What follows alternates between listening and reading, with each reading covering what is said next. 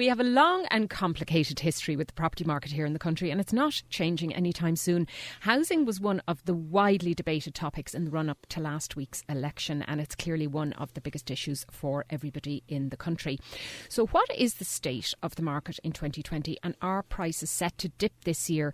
And will this new government bring drastic new housing policy? And what are ordinary buyers really looking for? Well, to answer all of those questions, I hope, is David Browne from Savills. David, you're very welcome to the Home Show studio. Good morning, thank you. Now, first of all, can we talk about this ongoing forecasted dip in the residential market? Because we have seen some flatlining of prices as we touch towards the end of 2019 and indeed into this year. And research would seem to indicate that that's going to continue, probably because of the central bank measures that were brought in recently and maybe an uptick in supply. What do you see as the state of play now for anybody who's buying or indeed selling this year? Yeah, it's been an interesting week, as you said, with the new government. So obviously we're going to have to wait to see what happens in that space. The one thing that's very clear is we need more housing. Everyone is saying the same. All policies are going down that route. The current market to date, as of last week, was very strong. The market flattening out is actually a good thing. People get certainty and stability, and what people are craving is stability, and that's something that's been lacking in the market with Brexit particularly. Whilst it mightn't have been a big ticket item at the election, it has affected the market over the last year in terms of particularly the upper end. People wondering, should I sell, should I buy, is now a good time, what's going to happen across the water? And fearful of, prices changing. What we have noticed since people came back after Christmas was there's a surge of new entrants into the marketplace. And that's been pushed by, I suppose, new mortgages being available, but also people over Christmas going, OK, we're paying an awful lot in rent, and now is the time we're going to buy and make that saving. So we're seeing a lot of people who are renting, paying $2,500 maybe a month, and they can buy for $1,800 a month. So significant savings. Do you think it's also, though, there's an element of potential sellers having a look at the market, going on housing websites and saying, hold on now, we might have reached the top of the market here, there's no point in holding out anymore. If we were going to sell, now's as good a time to get the highest price that we can? Yeah, there's been a levelling out, certainly in pricing, particularly in Dublin and more so on the upper end. It's kind of levelled out, so people can see, OK, there's more stable pricing happening. So the same house is going, 3 months later at the same price, so you can see. You can obviously judge that. So it's easier to predict what's going to happen in that space in the second hand.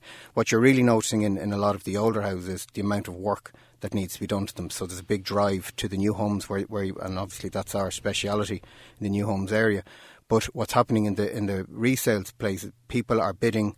They are then getting their QS in, or their surveyors, or their building, and what they were budgeting for maybe €100,000 to put the new windows in and the heating system or whatever it be, and they're finding out it's 300,000. Yeah, and I mean that is a big issue because, of course, the Greens now have got their mandate. We're going to see the retrofitting complete, the very, very strict guidelines on A and B rated BERs coming in, and there was a lot of houses maybe that were out there. I suppose you'd call them traditionally executor sales, older 50s, 60s, 70s properties being sold by a family maybe who wasn't in a big hurry to sell, but the upgrading of those would cost an astronomical amount of money, apart from even trying to find a builder to do it for you. So exactly. Is that going to soften their cough in some ways? It has. That's already built into the pricing now. So what you're seeing people, particularly the large house on land where you might have seen, OK, well, we'll come in here and it's a good buy, it's on a good road. It's always a very good indicator to buy in something large like family home kind of thing. Absolutely. Yeah. But in some cases it would be much cheaper to knock that house down and rebuild it than actually try and get it up to the standard that you want. Heat is the single biggest item that obviously people are now used to. Central heating and the underfloor heating and the air pumps and all that kind of stuff. And coming into new homes, like if they're going to look at new homes, or people who have bought a new home in the last 2-3 years and they're all A-rated, it's very hard to get away from that. And my own family have bought, like they're slagging me, my house is only 10 years old, and they're saying, oh my God, it's freezing. And well, I moved in the summertime last summer, and it was in the summer, so this is my first Christmas, from a much older property, which would have had a very low rating, and into certainly not a brand new house or an A or B rate, but definitely an increase in the BR, and you can absolutely, it's incredible difference. You can. It's very hard to go back from that. The air tightness would be a big piece of that. Stopping the drafts coming. That's a huge piece of it, which is new windows and new floors and new roof and new insulation. So there's a significant cost. Pricey. So to what extent, though, David, is this an M50 problem? Because we have seen some rural towns in particular where prices are continuing to inflate in the second-hand market, and there's an awful lot of houses, of course, being built, one-off properties being built. Is it just a bit of Dublinitis? In terms of price inflation? Yeah. No, not at all. Like you're seeing the pricing leveling out now. So what you're seeing, it's obviously down to location. But is that everywhere? Is that outside Dublin as well? No, it's not everywhere. Cities? No, okay. there are other areas that are still flat. You can see across the board in some of the My Home publications that the markets are flat or dipping in some areas. You would expect the city to pull in a lot of labour, and as the city pulls in labour, it's bringing in obviously more demand into the city centre. You see hotspots like any of the coastal towns, the Greystones, Dalkey, Malahides, all these areas that are really sucking in a lot of people because they want to get out of the car. There is a green agenda, but it's also the cost to save petrol. They don't want to be in traffic all the time. They want to use public transport. So you're seeing the villages are really popular now. Well, and I mean, the place you've mentioned have always been very attractive and have been very popular. But let me talk a little bit about that kind of Commuterville thing, because we have seen that a lot of the new builds, the bigger estates, the 300, 400, 500 unit homes are all going in what would have been traditionally commuter counties. So it seems to me that we are kind of really pushing that agenda again, the country, of pushing people back out to Kildare, maybe to Meath. I mean, places like Dunshaughlin, places like Kells, places like Kildare, you are seeing big developments there. So are you helping people? Are we helping people as a society by reintroducing that commute nearly, or making it just as bad as it ever was? It's a good question. I am one of those people who commute, so I completely understand, and the public transport where I am is not great, so you're very reliant on the car and it's traffic, and you're getting up earlier to get in and leave. So, but in a lot of these cases, people in Leixlip, where we're selling this weekend, they don't want to live in Dublin. They're from Leixlip, they want to live in Leixlip, and their kids are in school there. Okay, so there's a strong local market there. But how many of those would be commuting to Dublin for work? One of the two may be commuting, or maybe commuting some of the way, but their roots are in the locality. So the one half of the couple, if they are a couple, might want to have, the kids are there, they grew up there, their family are there, their support network in terms of minding the kids are in that location. They don't want to live or be anywhere else.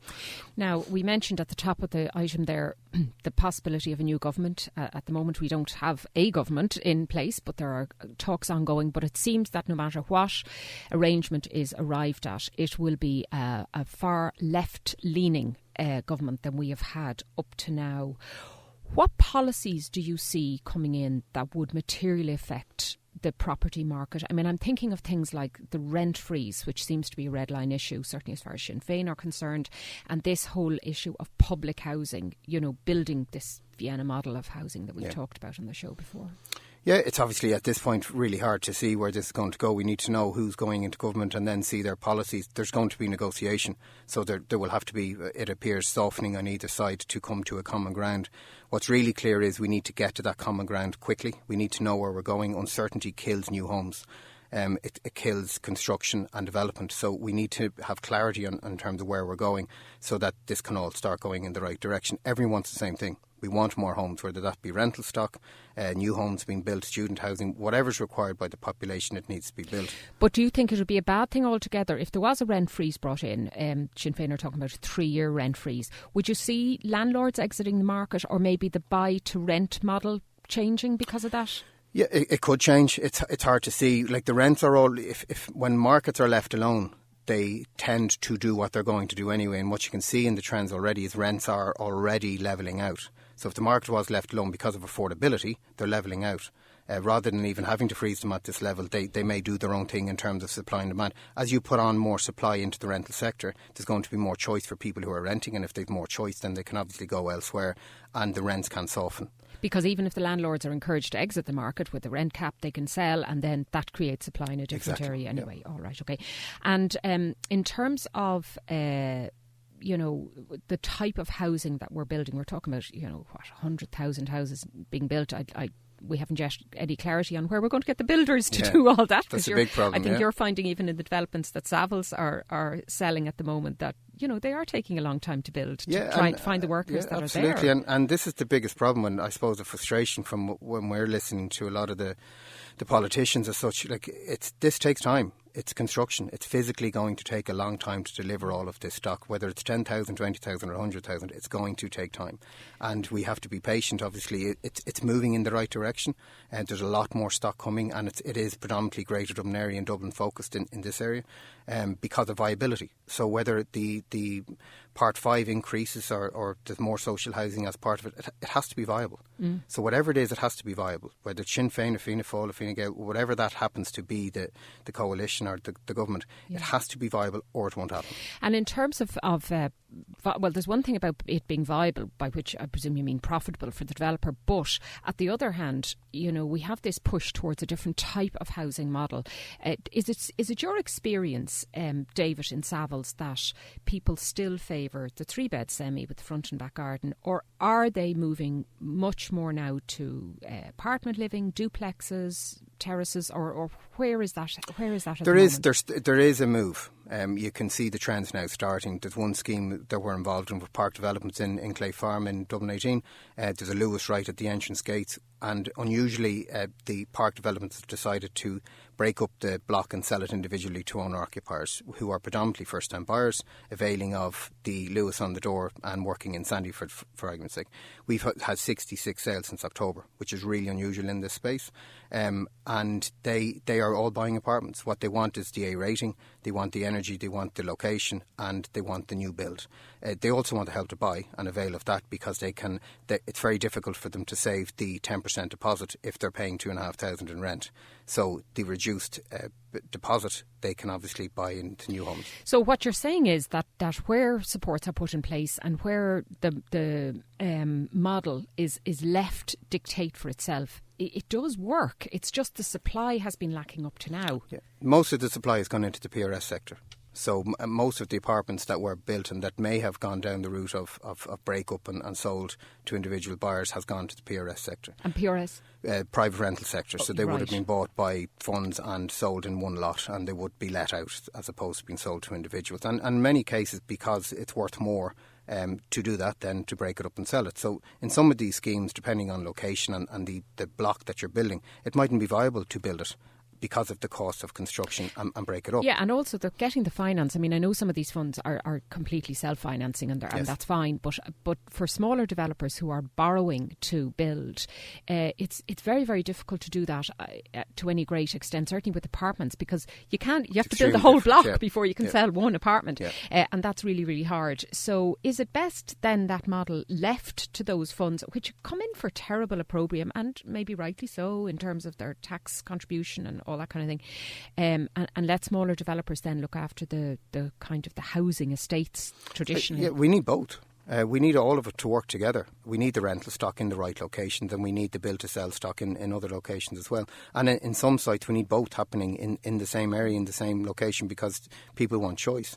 It really depends on the viability of the build, and how the cost is obviously a prohibitive factor with apartment buildings. So we're looking at different models where you might have an own door 2-bed apartment with a 3-bed duplex over it, which bridges the gap in density between your housing and your more expensive apartment block to build. You're completely correct in relation to the financing piece. Like, for a developer to go in and build a block of apartments, they could have millions out before they get €1 back, and that's a huge risk. And they may not be able to finance it. So that's another problem factor to supply. Right. David Browne of Savills, you're brought in as a government advisor to help this new government make its decisions this year. What would you be advising them to do in the first instance? If they want supply, what's happening and aiding supply at the moment is obviously the Help to Buy. That's driving a huge amount of people who are renting at the moment, and it's the difference between being able to buy an apartment or buy a house and not. It's that clear a difference. It's that strong.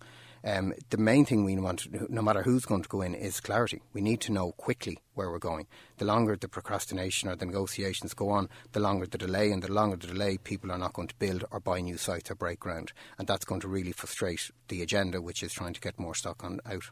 OK, so the delay is not going to help. No. All right. OK, well, listen, thank you so much for coming in studio and giving us your expertise in that area. That was David Browne of Savills.